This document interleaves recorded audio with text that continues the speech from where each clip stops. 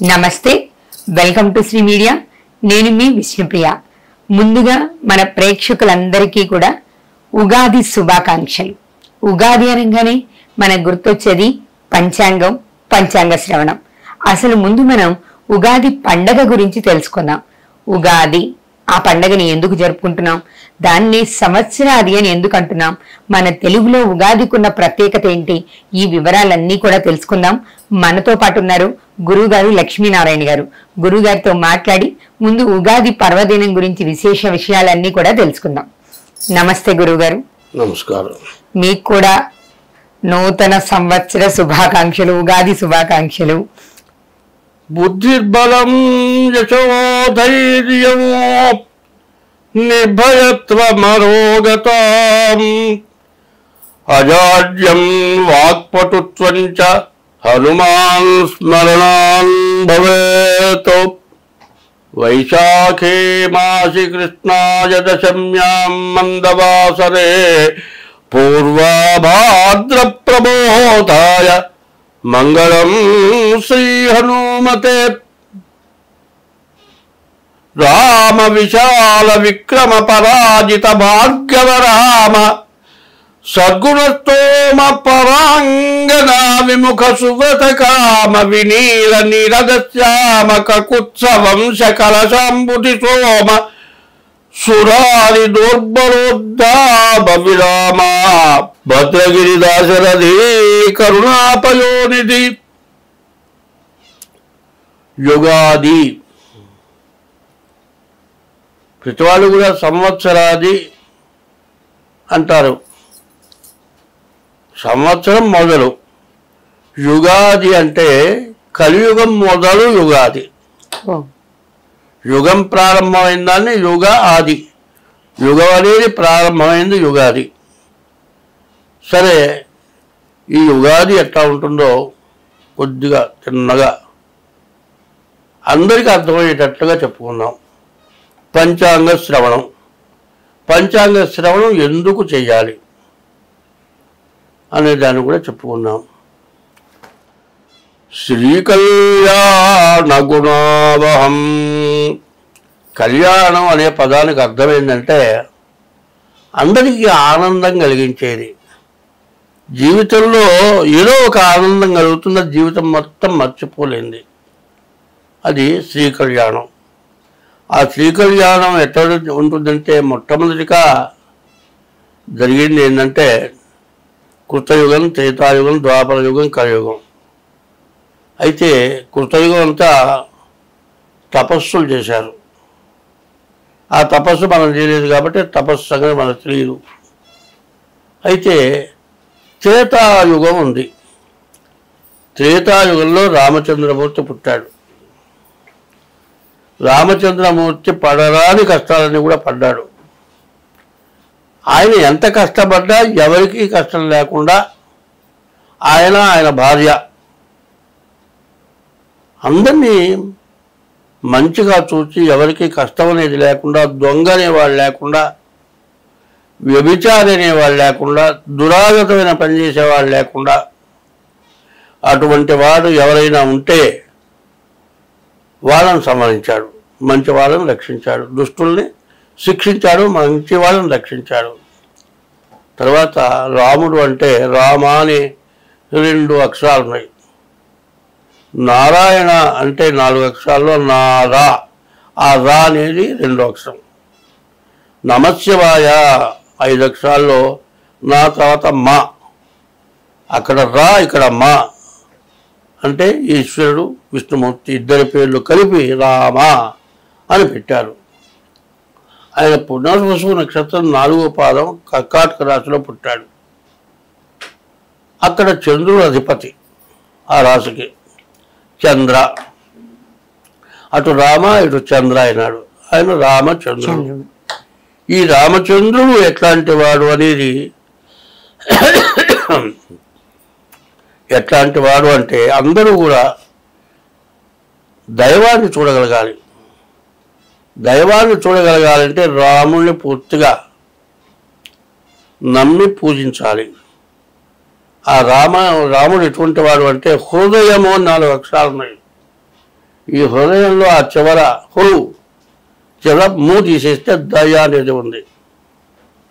హృదయంలో దయ, మధ్యలో దయ. ఆ రాముడు అట్లాంటి దయగలవాడు. ఈ హృదయం ఇక్కడ ఉంది. హృదయంలో ఈ పక్కేమో క్రూ ఉంది, ఇక్కడ మూ ఉంది, మధ్యలో దయ ఉంది. రామచంద్రమూర్తి లాంటి దయగలవాడు లేడు. అందువల్ల ఆయన అందరినీ దయ చూపించినటువంటి వాడు కాబట్టి అందరూ కూడా ఆ యుగాది ప్రారంభంగానే చైత్ర శుద్ధ పాడ్యం నుంచి నవమి వరకు ఇదివరకు జన్మదినోత్సవం చేసేవాళ్ళు. నవమి నుంచి కళ్యాణం చేసేవాళ్ళు. ఆ కళ్యాణం 16 రోజులు చేసేవాళ్ళు. ఆ 16 రోజుల తర్వాత సామ్రాజ్య పట్టాభిషేకం అనేది చేసేవాళ్ళు. రాముడిని ఆ విధంగా పూజించేవాళ్ళు. ఆయన దయగల రాముడు. హృదయంలో ఆ దయ ఆయన హృదయంలో దయ ఉంది. నీవు కూడా దేవుని చూడాలంటే నీ హృదయంలో దయ ఉండాలి. అది ఉంటే ఆ రాముడు ఖచ్చితంగా కనపడతాడు. ఆయన ఎట్లా ఉంటాడు అంటే కప్పకి పాముకి విరోధం, పులికి మేకకి విరోధం, ఎలుకకి పిల్లికి విరోధం, కుక్కకి పిల్లికి విరోధం. అంటే ఒక జంతువుని ఇంకో జంతువు చంపేటువంటి స్వభావం ఉంటే రామచంద్రమూర్తి సమయంలో పులి మేక స్నేహితం చేసినాయి, మరి పాము ముంగీసాత స్నేహితం చేసినాయి, పిల్లి ఎలిక స్నేహితం చేసినాయి, కుక్క ఎలిక కుక్క పిల్లి కూడా స్నేహితం చేసినాయి. అంటే శత్రువులు అనేటువంటి వాళ్ళు లేట. శత్రు జయం చూపించిన వాడు రాముడు. శత్రు జయం ఎట్లా ఉంటుందంటే వాడు ఒకటే చెప్పబోతున్నా ఏంటంటే శత్రువు అనేవాడు ఉండకూడదు. అంటే శత్రువు చచ్చిపోవాలని మాత్రం కాదు, శత్రుత్వం లేకుండా సహృదయత్వం ఉండాలి. అందరూ చేసిన శత్రుత్వానికి హృదయంలో బాధ తెలుసుకొచ్చి ఇది నాకు పనికిరాదు. తాగేటువంటి తాగుబోతువాడు తాగి తాగి తాగి తాగి చివరి సర్వ అన్ని రకాలుగా భ్రష్టత్వం పట్టిన వచ్చి నాకు ఇది వద్దు అనుకున్నట్టుగా దుర్మార్గం అటువంటి వాడు మంచిగా వచ్చి ఉంటాడు. అట్లాగే చెడు అనేది లేకుండా చేసిన వాడు రాముడు. అటువంటి రాముడు సహృదయత చూపించినవాడు, అందరికీ దయ చూపించినవాడు. ఆ దయ నీలో ఉంటే ఏ జీవరాశికి అపకారం చేయవు. జీవరాశులు 84 లక్షల జీవరాశులు, ఆకాశంలో తిరిగి 21 లక్షలు, భూమి పైన చెట్టతో సహా 21 లక్షలు, భూమి లోపల 21 లక్షలు, నీటి లోపల 21 లక్షలు, 84 లక్షల జీవరాశులు. ఈ 84 లక్షల జన్మాలు మనం ఇచ్చాం. చివరికి మానవ జన్మ ఇస్తాం. మానవ జన్మ లాంటి జన్మ ఇక్కడ లేదు. అటువంటి జన్మని సరిగా చూసుకోవాలి అంటే ఈ హృదయం అనే దాంట్లో మధ్యలో ఉన్నటువంటి ఆ దయ కలిగి ఏ జీవరాశికి అపకారం చేయకుండా మనమంతా బాగుండాలి అంటే ముందుగా రాముడిని పూజించాలి. అందుకోసం శ్రీరామ రామ రామేతి రమే రామే మనోరమే సహస్రనామ తత్తుల్యం రామనామ వరాననే. శ్రీరామ రామ రామేతి రమే రామే మనోరమే సహస్రనామ తత్తుల్యం రామనామ వరాననే. ఈ నామం ఒకసారి చదివితే వెళ్ళి 1000 సార్లు చదివినట్టు. హరే రామ రామ రామ హరే హరే హరే కృష్ణ కృష్ణ కృష్ణ హరే హరే ఇది 16 నామాని కలిగి కల్మషనాశనం. 16 పదాలు 22 లక్షలు 32 లక్షలు. ఇది కలియుగంలో పాపాన్ని పోగొడుతుంది. హరేర్నామ హరేర్నామ ఏవ కేవలం కలవు నాస్త్యవ గతిరంజదా. ఈ కలియుగంలో పాపం అనేది నశించిపోతుంది. ఇవాళ మనం ఎందుకు చెప్పుకుంటున్నామో తర్వాత చెబుతాం. శ్రీకళ్యాణ గుణావహం. అందరూ సంతోషంగా శుభం జరగాలి.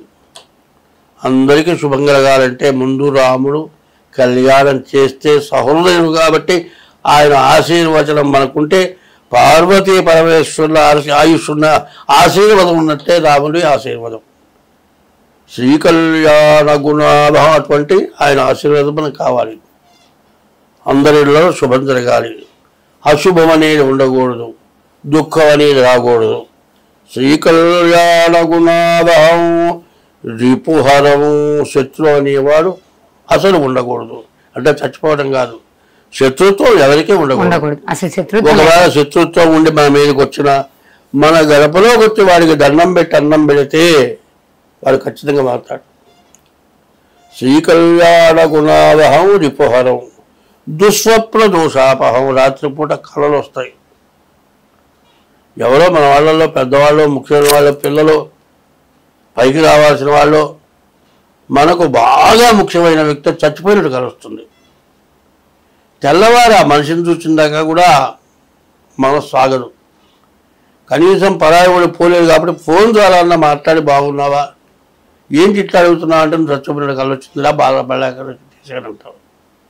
అంత బాధ కలుగుతుంది. దుస్వప్న దోషాపహ అంటే చెడు దుస్వప్నాలు రాకుండా ఉండాలి. గంగా స్నాన విశేష పుణ్య ఫలతం. గంగా స్నానం చేసిన పుణ్య ఫలితం రావాలి. అందులో ఇవాళ చాలా విశేషమైంది ఈ సంవత్సరం. ఎందుకంటే కుంభమేళ. ఈ కుంభమేళ 30 సంవత్సరాలకు ఒకసారి వస్తుంది. కుంభమేళ అనేది చూచా కానీ ఈ సంవత్సరం వచ్చినంత గొప్పగా జనం ఎప్పుడు రాలే. కుంభమేళాలు అంటే ఏంటంటే గంగా స్నానం చేయటం కోసం, త్రివేణి సంగమ స్నానం చేయటం కోసం వస్తారు.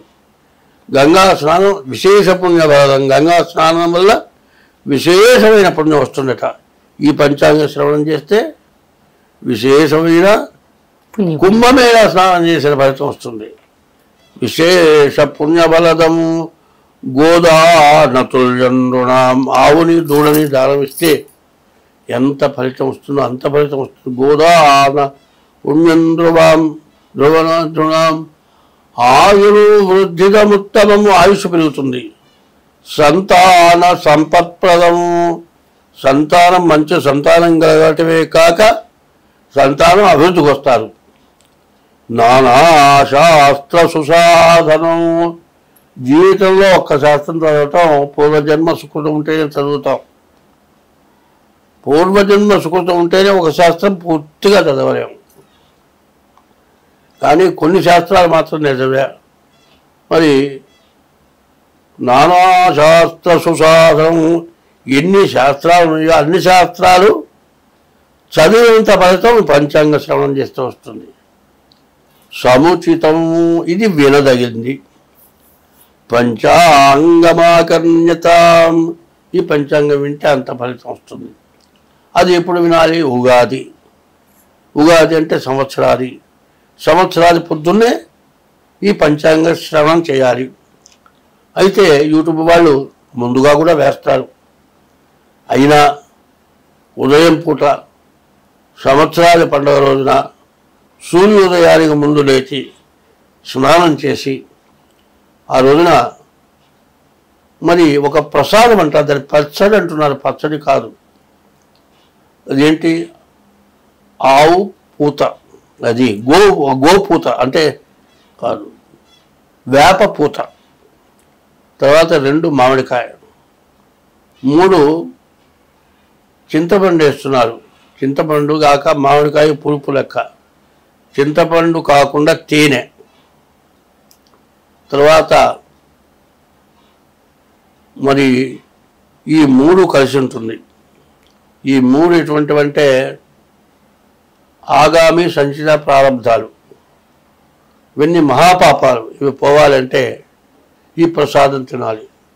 దీంట్లో వగరు, చేదు, పులుపు, తీపి, షడ్రుచులు. 6 రుచులు ఉన్నాయి. ఈ 6 రుచులు ఎందుకు చూస్తున్నామంటే ఒక్కోసారి ఏమవుతుందంటే చేదు నోట్లో పెడితే వేసుకుంటే ఒళ్ళు ఉడికిపోతారు. అసలు చేదు నోట్లో వేసుకుంటేనే అంత ఉడికిపోతారు కదా. మరి చెడుని జరిగినప్పుడు అసలు తట్టుకోలేకపోతారు. దాన్ని తట్టుకోగలగాలి.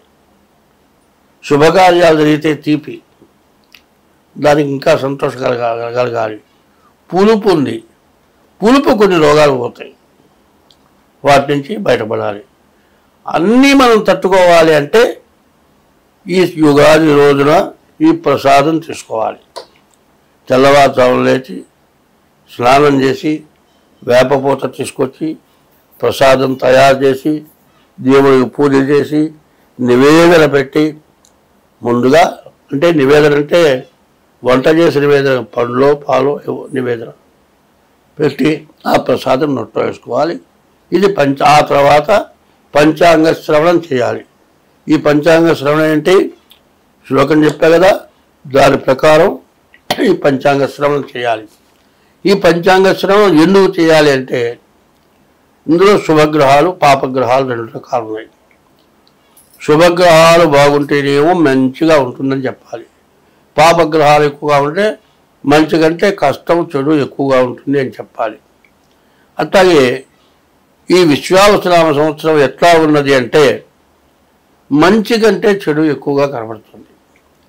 ఇప్పుడు రాజు, మంత్రి, ప్రధాని ఇట్లా వలస వస్తూ ఉంటాయి. ఇవన్నీ పార్లమెంటులో మెంబర్స్గా పోటీ చేసిన వాళ్ళకే ఈ పదవులు వస్తున్నాయి. అందరూ మాత్రం పార్లమెంటు మెంబర్లే. ఈ పార్లమెంట్లో ఉన్నటువంటి సభ్యుల్లో మంచి వాళ్ళని ఎన్నిక చేసుకుంటారు.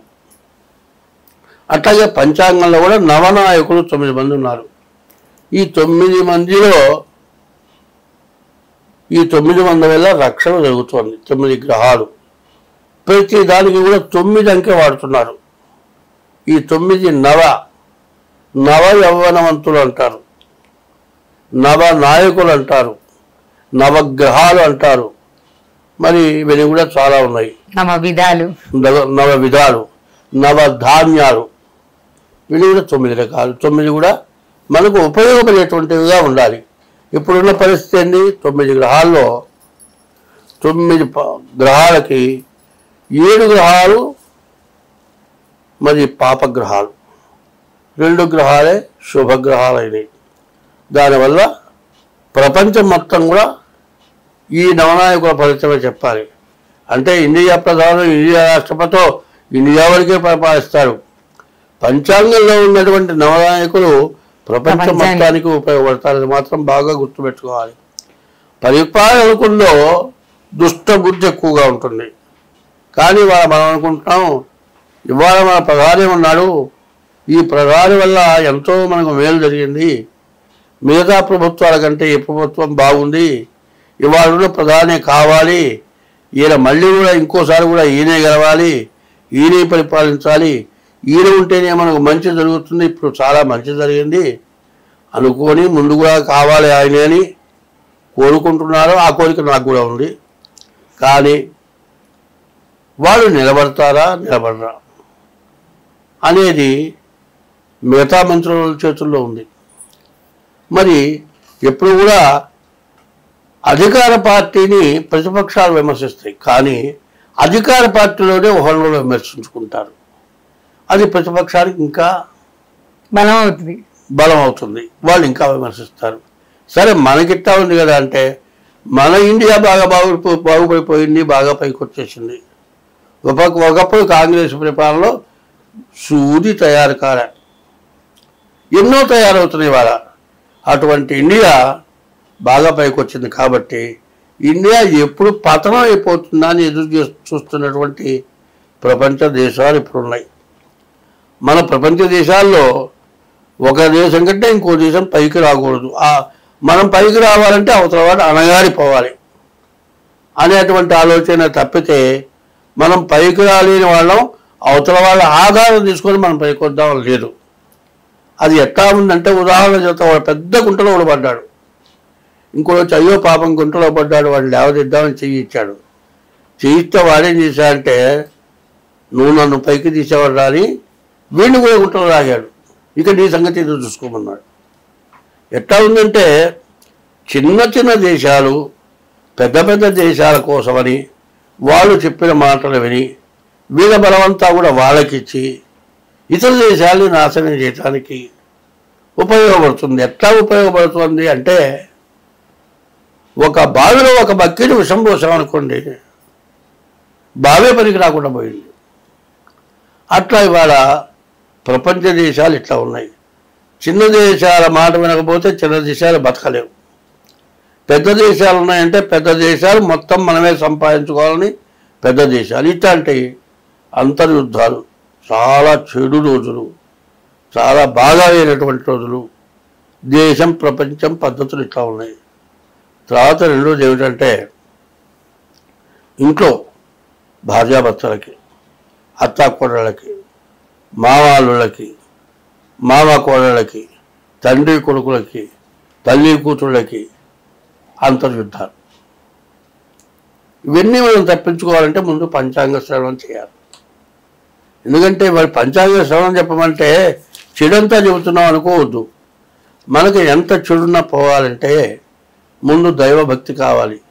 దైవభక్తితో పంచాంగ శ్రవణం చేయాలి. చెడంతా పోగొట్టుకోవాలి అంటే ఎప్పుడు కూడా మనం పంచాంగ శ్రవణం చేయడం చాలా అవసరం. దానికోసం ఇప్పుడు రాబోయేది 24 నుంచి 27 సంవత్సరం వరకు కూడా సంవత్సరాలు పూర్తిగా బాగా లేవు కాబట్టి ఇంత వివరంగా మనం చెప్పుకోవాల్సి వచ్చింది. కాబట్టి అందరూ కూడా శ్రద్ధగా పంచాంగ శ్రవణం చేయటమే కాకుండా ఇప్పుడు మనం చేయాల్సిన పని ఏమిటంటే అన్నం వండుకోవాలంటే గిన్నె కావాలి, బియ్యం కావాలి, దాంట్లో నీళ్లు కావాలి, దానికి నిప్పు కావాలి. బియ్యము, గిన్నె, నీళ్లు, నిప్పు 4 ఉంటేనే అన్నం అవుతుంది. అట్లాగే మనం బాగుండాలి అంటే ఇంట్లో కుటుంబ సభ్యులు కలహాలు కాదు మనకు కావాల్సింది. మన గ్రహస్థితి ఎట్లా ఉంది, గ్రహము అంటున్నాం. ఆ గ్రహానికి ముందు అను అన్నాం అనుకోండి, అనుగ్రహం అయింది. గ్రహానికి ముందు ఆ అన్నాం అనుకోండి, ఆగ్రహం అయిపోయింది. చూడండి, అది గ్రహమే. మొదటి కలిపితే అనుగ్రహం, మన ఎందు అనుగ్రహం కలిగి ఉంటుంది. అదే గ్రహం ఏమవుతుంది, ఆ ఒకటి కలిపితే ఆగ్రహం అయింది. ఆగ్రహమా, ఈ గ్రహమా, అనుగ్రహమా, నువ్వు ఏ గ్రహమో తెలుసుకోవాలి. కాబట్టి ముందు పంచాంగ శ్రవణం చేయటం కాక మీ జాతకరీత్యా కూడా ముందు తగినటువంటి పద్ధతుల్లో తెలుసుకోవాలి. అంటే పంచాంగ శ్రవణమే కాదు, ప్రతి వాళ్ళు కూడా తమ జాతకం చూపించుకోవడం చాలా అవసరం. స్వస్తి. ధన్యవాదాలు గురువుగారు. ఉగాదికి ఉన్న ప్రత్యేకత, అలానే ఉగాది రోజు పంచాంగ శ్రవణం ఎందుకు చేయాలో కూడా గురుగారు వివరంగా తెలియజేశారు. మనం కూడా ఉగాది ప్రసాదాన్ని స్వీకరించి పంచాంగ శ్రవణం చేసి కొన్ని పాపాల వరకైనా ఉపసంహార ప్రయత్నం చేద్దాం. నమస్తే.